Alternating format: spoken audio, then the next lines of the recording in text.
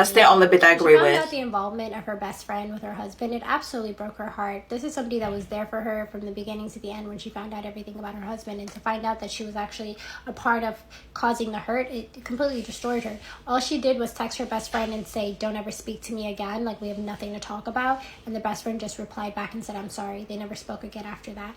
Shani starts to realize that her finding out this information, she can honestly view it as a gift. Yeah. It was almost like a parting gift from her husband. Like, hey, like, I relinquish you. Like, move on with your life. Like, there's nothing that you need to feel bad for.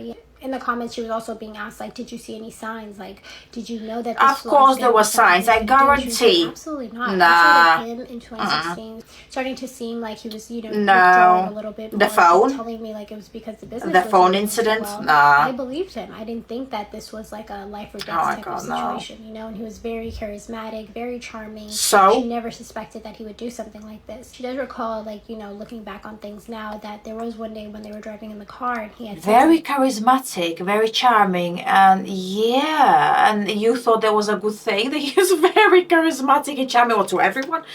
Like, oh god, of course there were red flags. I tell you, I know people, okay, they're not my friends, but they're like someone that I know of, like family or they're related or cousin. Listen, I've seen stuff when they cheat. I know that they're cheating. The wives know the signs. They just chose not to see it. She was probably blinded because she was happy from her side, but I guarantee there is always signs. There are always signs. I already heard how many signs. The constant password changing. What the hell? The going white when she got his phone. Like I said, there could be nothing on there except for if he's cheating. Simple. Wow, I can give my phone to anyone. There's nothing on there, literally nothing. Second of all, going out and drinking. I mean, if you get drunk or you black out or you go out constantly, what does that say? What does the lifestyle say?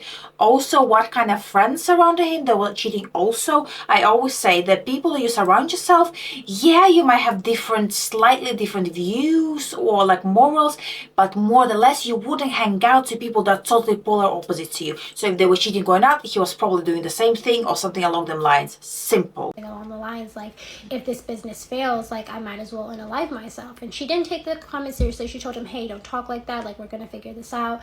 But it's things like that she noticed, looking back now, that she's like, maybe there was signs. About 3 months after her husband passed away, she did actually end up meeting someone new. And again, because she started to see the cheating and everything as a parting gift,